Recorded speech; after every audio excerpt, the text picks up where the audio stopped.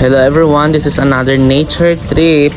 For this vlog, ipakita ko sa inyo ang journey going to Lake Colon. For going to Lake Colon, mag-agay ka mo sa tourism office nga makita sila nga public terminal diri sa Tiboli South, Cotabato.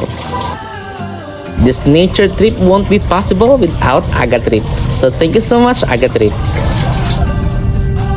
From the terminal, nagbiyahe na kami going to Sala Cafe. This is my first time going to Lake Colon. For almost 20 minutes nakaabot kami dire sa Sala Cafe. So from Sala Cafe, magsakay naman kami ng habal-habal going to our next destination kung sa diin dito kami mag-start sa amon nga hiking. So dire sa Sala Cafe, dire ginabilin ang mga salakyan, van or motor. Ha? Ano? Para sa? Ano ka dito?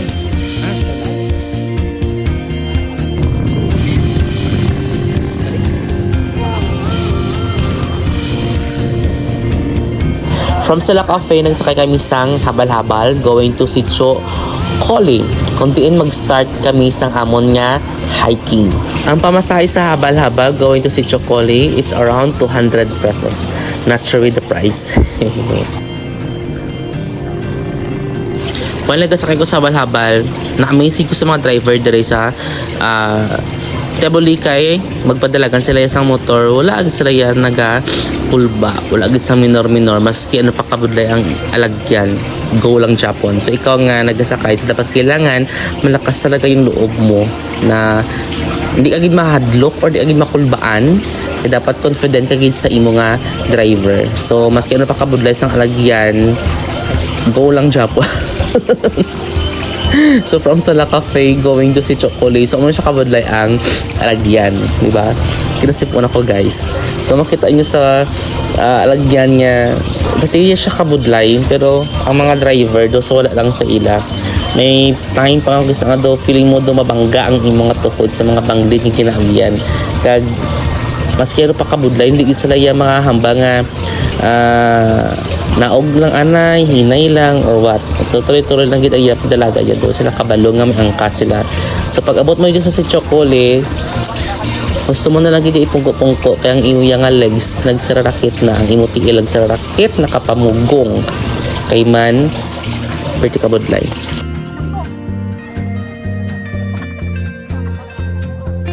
If you wish na mag-start sa hiking sa Sitio Collie, so dito may ang himuon anay nga orientation sa tanan nga mga hikers kung ano ang mga do's and don'ts during hiking. So nag-start kami sa hamon nga hiking from going to station 1 from Sitio. So no worries kung kamo dala during hiking, kay may mga porters man nga pwede magdala sa inyong mga gamit kung nabugatan ka mo. So sinalay mo to, isa siya sa mga porters actually. Bit-bit niya ang ako niya bag. And she's 57 years old I guess. So ano sila mga porters, ginasulod nila sa sako, glukduhon going to the campsite. Actually bugat or budlay para sa part nila. Kag every group sang hikers may sila nga gina-designate niya 1 or 2 nga mga tour guides Japan or local. Okay guys, sa station 2 pa kami.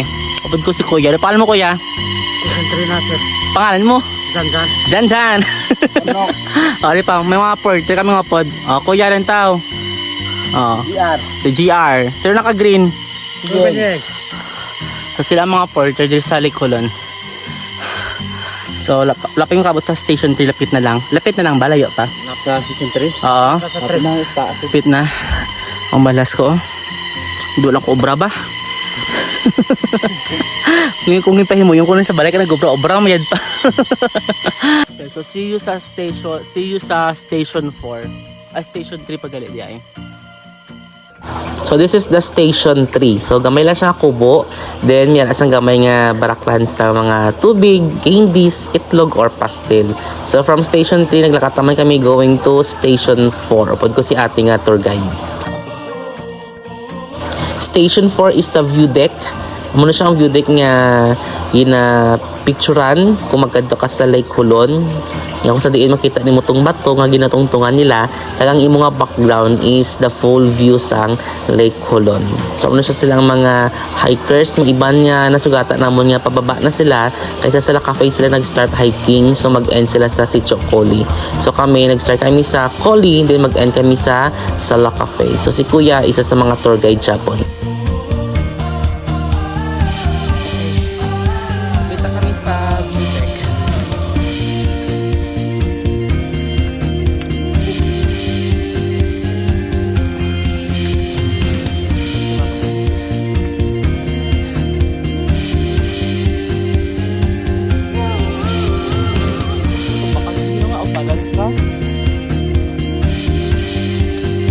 During our hike, may ako nga sabay sa aga trip nga si ma'am nga taga SNA, nag-work siya sa RHU, Kulaman, and she's 50 plus na, matanda na si ma'am pero grabe, pagsik siya po siya mag-hiking.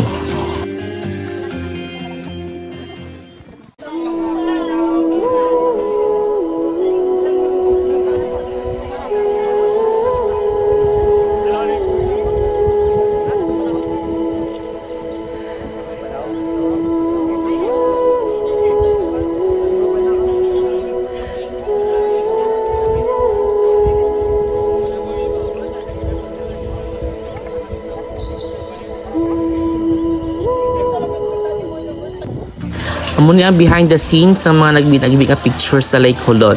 Damo-damo sang tao nga nagapila. Everyone is waiting na makatungtong sa may spot or sa may bato kung sa diin dito ang picture perfect nga kung saan makita mo gid ang full view sang Lake Hulon. From view deck may mga 20 minutes pa siguro nga laktanay bago ka makasakay sa bangka going to the campsite. Actually kapoy magpababa from the view deck. Amo lang scenario pag abot mo dito sa campsite na set up ng mga tents. So very good ang mga porters kasi sila mauna abot sa campsite, then i-set up nila ang mga tents nga bit-bit nila para pag abot sa mga hikers ready na siya i-occupy, butangan gamit na tulog, pakuway and etc. So nag-ulan siya pag abot mo dito.